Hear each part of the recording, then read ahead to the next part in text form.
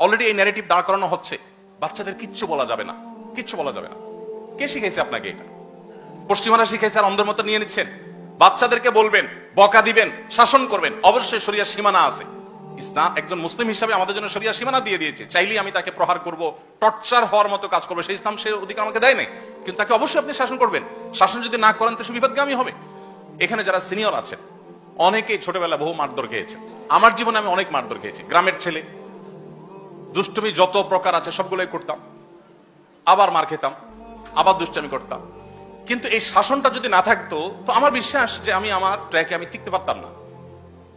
বাংলাদেশের প্রথম সারির একটা ব্যবসা প্রতিষ্ঠান, একবারে প্রথম সারির, এটার যে কর্ণধার ছিল উনি মারা গেছে। ওনার ছেলেরা কয়েক ভাই, ওনারা বেশ অনেক ভাই। দু একটা প্রোগ্রামে সবার সাথে মিট করার সুযোগ আমার হয়েছে, আর দু একজন আছেন যাদের সাথে খুব পার্সোনাল লেভেলে ভালো সম্পর্ক। তো আমাকে বলেন যে ভাই, আব্বা ফজর নামাজের সময় দৌড়ানি দিতেন নামাজ পড়ার জন্য, যেহেতু অনেক ভাই আমরা, একটা একটা করে সবগুলাকে প্রথমে একবার ডেকে যেতেন, এরপরে মায়ের শুরু করতেন। তো তাদের মধ্যে এক ভাই এখন বড় একটা ব্র্যান্ড তার আছে, নাম বললে আপনার সাথে সাথে চিনে যাবেন, নাম বলছি না। তো কোন একটা তাদের পারিবারিক অনুষ্ঠানে আমিও ছিলাম, তার ওই ভাইকে ডেকে এনে বড় ভাই বলতেছে আমার সামনে, দুষ্টামি করে বলছে, নাম ধরে বলছে, এই তোর মনে আছে আব্বা প্রতিদিন ফজর সময় দৌড়ানি দিতে, আর তুই ওযু ছাড়া নামাজ পড়তি প্রত্যেকদিন। আমি বললাম রাখেন আপনি, এত মানুষজন আছে এখানে এবার বলছেন, সেই তো শৈশবের কথা। এখন শুধু বাংলাদেশের সবচেয়ে বড় শিল্পপতিদের একজন, এখন এভাবে বললে হয় নাকি? আমরা নিজেরা ছিলাম খুব কাছামুচু করছিল, বলে হ্যাঁ বহুত করেছি, আল্লাহ মাফ করে দেখ।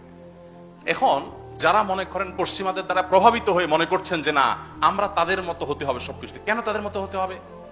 আমাদের বাংলাদেশে মানুষের আমাদের নিজস্ব সংস্কৃতি আছে, এজ এ বাঙালি আমাদের নিজস্ব সংস্কৃতি আছে, মুসলিম হিসাবে আমাদের ভিন্ন আইডেন্টিটি আছে, সংস্কৃতি আছে। কেন আমার ওদের সংস্কৃতি ধার করতে হবে? আমি আবারও বলছি, ওদের অনেক কিছু আছে ভালো। আমাদের ডিসিপ্লিন কেতাবে আছে, বাস্তবে নাই। ওদের ডিসিপ্লিন বাস্তবে আছে, ডেফিনেটলি আপনি সেটা অনুসরণ করেন। কিন্তু আপনি তাদের এই বস্তা পচা সস্তা সংস্কৃতিগুলো কেন অনুসরণ করছেন? ছোট ছোট বাচ্চা, কিশোর, যারা শিশু কিশোর, এদেরকে শাসনের পরে পশ্চিমাদের দৃষ্টিভঙ্গি কোনো কিছু বলা যাবে না, যা খুশি তা করতে দিতে হবে, কোনো কিছু না। আপনারা জানেন পৃথিবীর উন্নত দেশগুলোতে 6, 7, 8 এর বাচ্চারা যদি পুলিশ কল করে আর বলে যে আজ বাসায় আব্বু আমাকে বকা দিয়েছে, মার না, মায়ের তো দূরের কথা, জাস্ট বকা দিয়েছে, পুলিশ কিন্তু বাপকে তুলে নিয়ে যাবে। জানেন তো আপনারা, টোকিওতে এক বাংলাদেশি, প্রবাসী এক বাংলাদেশি আমাকে একটা সেমিনার শেষে এসে হাত ধরে কেঁদে দিলেন প্রায়, খুব অসহায় হয়ে বললেন, ভাই অনেক কষ্টে দেশ থেকে ফ্যামিলি আনছি, অনেক কষ্টে বহু টাকা পয়সা জোগাড় করে এদেরকে এখানে এস্টাবলিশ করছি, ছেলেকে এখানে স্কুলে ভর্তি করাইছি, পড়ালেখা করছে ভালো। তো দেখলাম যে সে নষ্ট হয়ে যাচ্ছে, খুব বাজে জগতে সে চলে যাচ্ছে। তো তাকে বাধা দিলাম, একবার, দুইবার, তিনবার, শুনে না। তো জাস্ট একদিন একটা আঘাত করলাম তার হাত দিয়ে, তার পিঠে জাস্ট একটা ছোট আঘাত। আর দিন একটু বকা দিলাম। সে স্কুলে তার টিচার প্রতিদিন তাদের কাছ থেকে জিজ্ঞেস করে যে বাবা মা বকা দিছে কিনা, কিছু করে কিনা, ফুসলায় তাদেরকে। তো সে আমার নামে একদিন বলেছে, 2 দিন বলেছে, এরপর একদিন হঠাৎ করে আমাকে থানা থেকে কল করলো, এসে সেখানে গেলাম, আমাকে আটক করে ফেললো। এরপরে বললো ঠিক আছে ছেলে সহ বসো, বিচার হবে। বিচার হলো, বিচারে ফায়সালা হলো, থানা থেকে আপনার হলো আর কি, বিচার তো বলা যায় না, এটাকে সালিসির মতো হলো, যে তুমি তোমার ছেলেকে একটা বাসা ভাড়া করে দিবা এবং তার সমস্ত ভরণ পোষণ দিবে এত বছর পর্যন্ত। তুমি তার বাসায় যেতে পারো সে কল করলে, আদারওয়াইজ তুমি যাবা না। আর তাকে তোমার বাসায় আসার জন্য তুমি চাপাচাপি করতে পারবা না, সে যা খুশি তা করবে, কিছু বলতে পারবা না। এটা হলো থানা থেকে ফায়সালা। এই বেচারা আমাকে বললেন, ভাই বলেন আমার এখন বেঁচে থাকাটাই দায় পৃথিবীতে। এই ছেলে তার চরিত্র নষ্ট হয়ে যাচ্ছে দেখে তাকে আমি শাসন করলাম, এখন থানা থেকে বিচার করলাম আলাদা বাসা দিয়ে তাকে বসায়া দুধ কলা দিয়া সাপ পোষার জন্য, এবং সেই সাপের দিকে আমি তাকাইতেও পারবো না। মানে আমার ছেলেটাকে নষ্ট হওয়ার জন্য আমি সবকিছু এফোর্ট দিব, সেটা আমাকে করতে বাধ্য করা হয়েছে।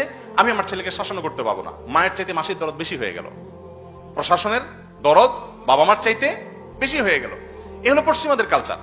তো তাদের সেই কালচার আমাকে আমদানি করতে হবে। কিন্তু আপনারা জানেন শিক্ষার নামে, সংস্কৃতির নামে, বিনোদনের নামে, সংবাদের নামে, নানা নামে আমাদের সমাজে জোয়ারের মতো অপসংস্কৃতি আসছে।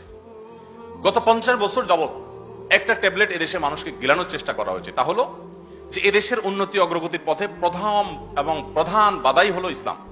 ধর্মটা যদি রাষ্ট্র থেকে সবকিছু থেকে দূর দূর করে ফেলানো যায় তাহলে একটা রাষ্ট্র শূন্য হয়ে যাবে।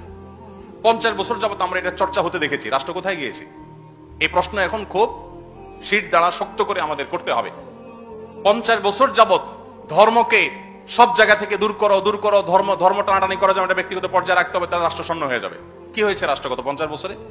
মালয়েশিয়ানদের দিকে তাকালে আমরা দেখি তারা ধর্মকে তাদের রাষ্ট্রের প্রতিটা বিষয়ের সাথে তারা এমন ভাবে ওতপ্রোত ভাবে জড়িয়ে রেখেছে যে তাদের প্রধানমন্ত্রী মালয়েশিয়ার কুয়ালালামপুরের পুত্রাজায়ার প্রধানমন্ত্রী কার্যালয়ের সামনে যে বিশাল সুন্দর মসজিদ, আমার যাওয়ার সুযোগ হয়েছে, সেখানে মিটিং চলাকালীন সময় মন্ত্রী পরিষদের সদস্যগণ সবাই সম্মিলিতভাবে এখানে এসে প্রধানমন্ত্রীর নেতৃত্বে ইমামতি নামাজ পড়েন।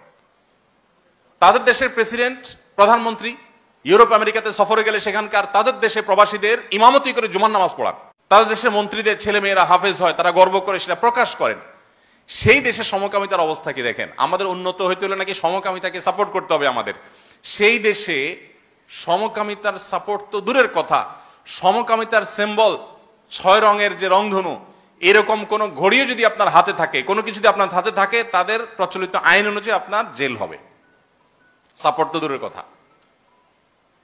তাদের দেশে মাত্র 60+ 60 বা 65% মুসলমান, মাত্র 60 বা 65% মুসলমান হওয়ার পর তাদের সংবিধানে তাদের রাষ্ট্রধর্ম হিসেবে, অফিসিয়াল ধর্ম হিসেবে ইসলাম, পাশাপাশি অন্যান্য ধর্মের ধর্মীয় স্বাধীনতা দেওয়া আছে। মালয়েশিয়ানরা ধর্মকে যদি এতটা আঁকড়ে ধরে তারা উন্নতির এমন পর্যায়ে যেতে পারে যে আমরা তাদের কাছে আমাদেরকে কাজের জন্য, চাকরি ভিসা দেওয়ার জন্য সিরিয়াল ধরে বসে থাকতে আমাদের মিনিস্টাররা, তাহলে সেক্ষেত্রে আমাদের দেশে ধর্ম কেন সব জায়গা থেকে দূর দূর করে আমাদেরকে উন্নত হইতে হবে? এই প্রশ্নের উত্তর আপনাকে আমাকে খুঁজতে হবে।